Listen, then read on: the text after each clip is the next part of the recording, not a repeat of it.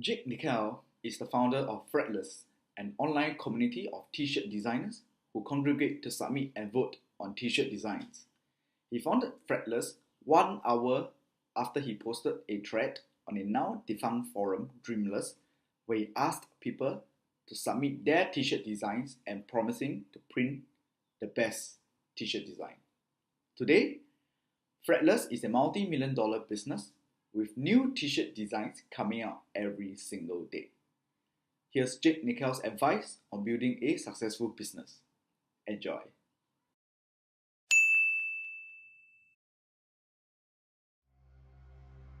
Make yourself uncomfortable.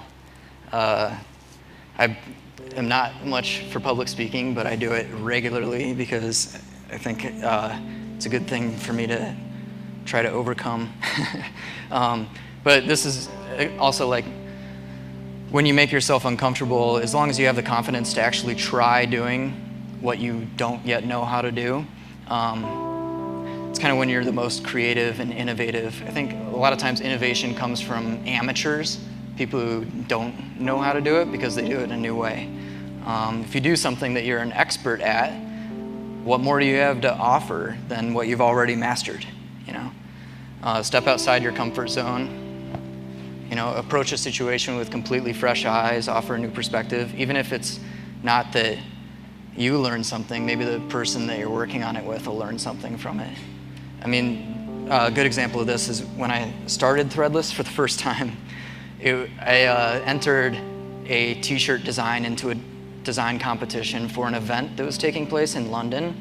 This is my design that I entered in, and it somehow won. And I started Threadless 1 hour after winning that challenge by simply starting a thread on that forum saying that if you post your designs into my thread, I'll print the best ones and we can all have them. And I had no idea how to print t-shirts. I didn't know how to charge credit card numbers on the internet. Didn't know how to ship stuff at scale. Like, I was just, an art student saying, hey, yeah, I'll make these designs into things that we can all have.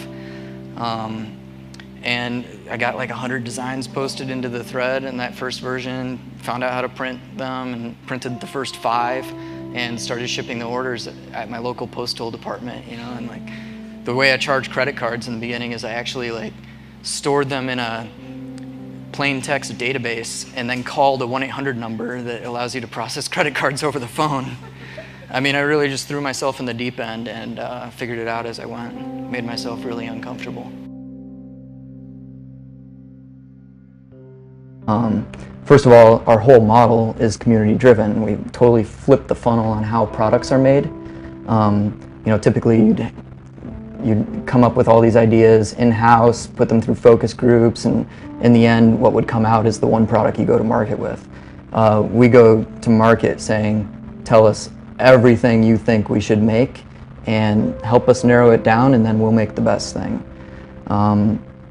We're also enabling the weird. I mean, the kind of stuff that comes through our site is amazing. There's this design that was created by this guy Blair Sayre here in Sydney that just came out. That's like one of those hairless cats completely covered in Band-Aids. I mean, one of the weirdest t-shirt designs I've ever seen. We're able to make something like that happen. It's also really great for the word of mouth that I was talking about earlier. When your whole company is community driven, maybe even though we only make the 1% of the products that are good enough to go to production, the other 99% are little bits of content that are shared around the internet that get on average like 10 to 20,000 views.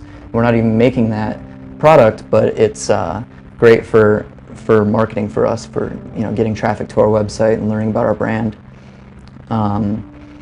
And the brand is defined by that whole ecosystem of ideas, not just the products that we sell in the end.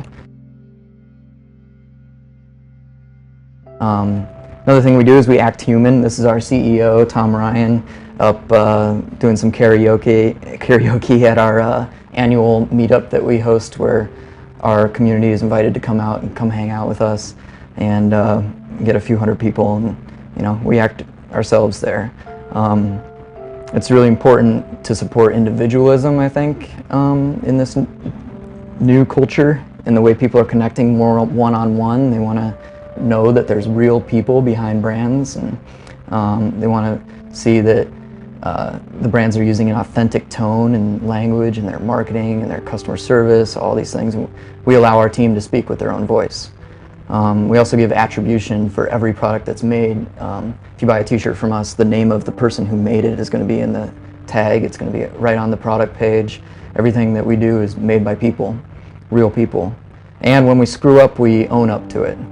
One time I deleted our entire forum on accident by running a bad SQL statement. And I posted a thread, apologizing about it, and within 2 days there were 300 comments, people saying like, "Oh man, don't worry about it, it's going to be okay, we're going to get through this." And one guy even wrote a script that went through Google's cache and like created a text file that I could then use to re-import the data back into our database.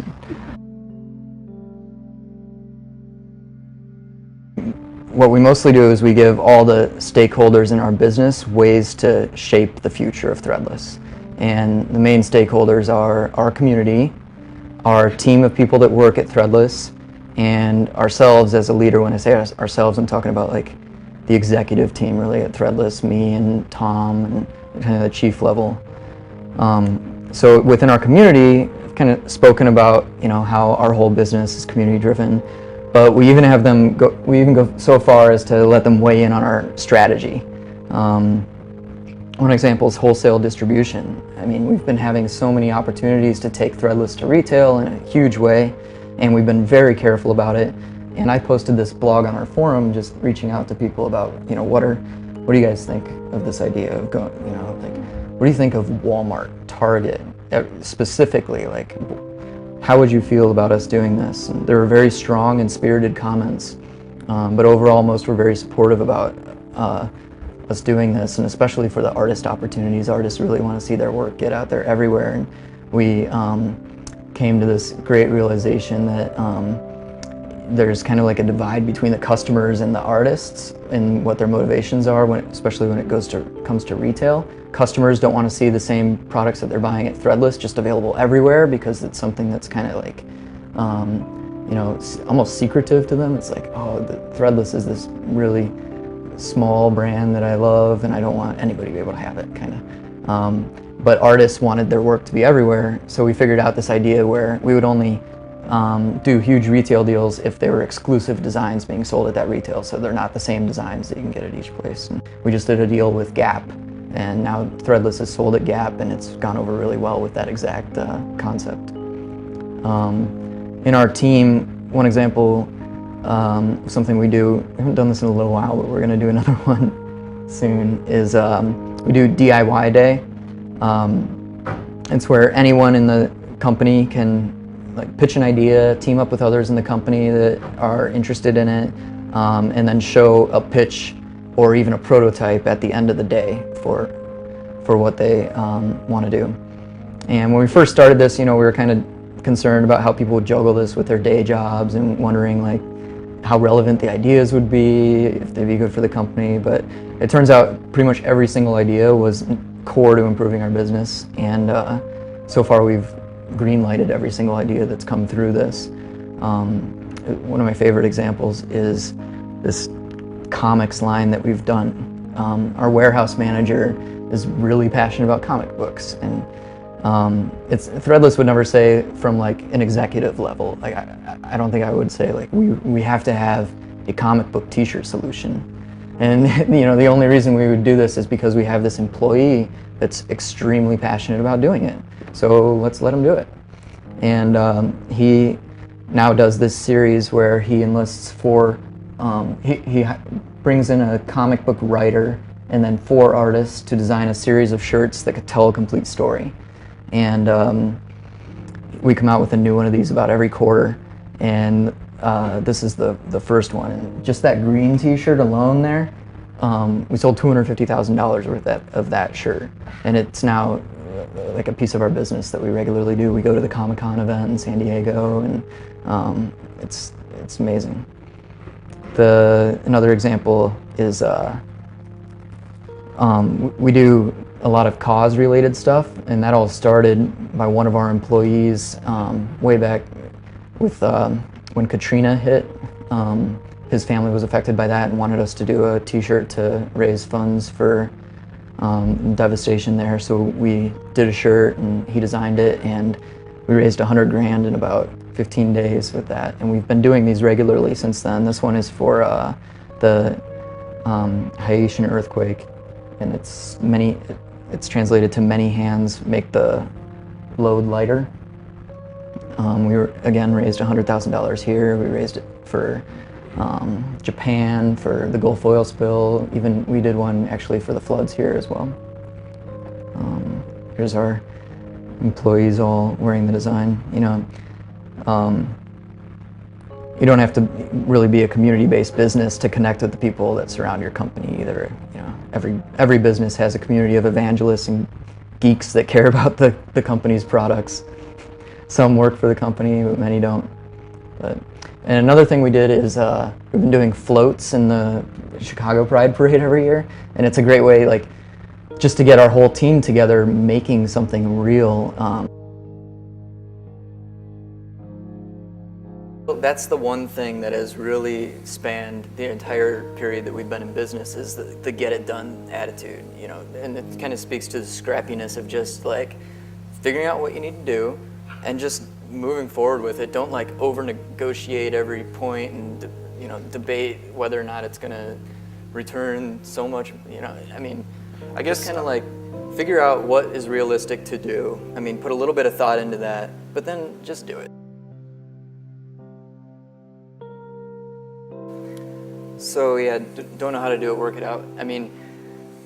This is I'm a web designer and I know a little bit about programming, but we make t-shirts, and I did that by myself in the beginning, working out of my apartment. And the way that I guess if I had this idea, I want to make t-shirts, but I knew nothing about it. I was 20 years old, and so the way I did it is I just opened up the phone book and found a screen printer locally, and there was no, I guess it's just important to note that there was no fear in trying to figure things out. It was just, I had the confidence to kind of say, okay, I don't know how to do this, but I need to figure it out and just do it.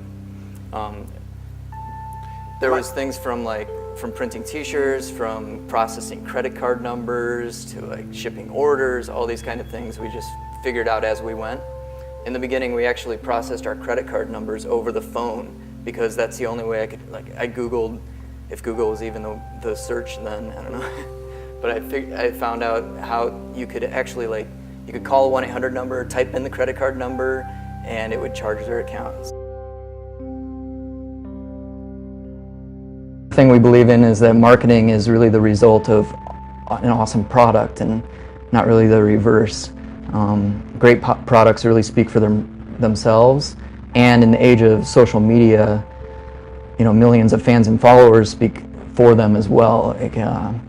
They're going to talk about your products because they're awesome, not because you're telling them, not because you're putting a tweet this button on your product page. It's got to be a good product first. Just some examples of some fun things that have happened with our products. Mr. Mittens is one of our top selling tees, and it became a float in the Pride Parade in Chicago. Here's a shirt, Birds of a Feather, that has been tattooed. This is just one of the tattoos, but if you search Threadless tattoos in Google and click images, you'll see so many of our designs have been tattooed by people.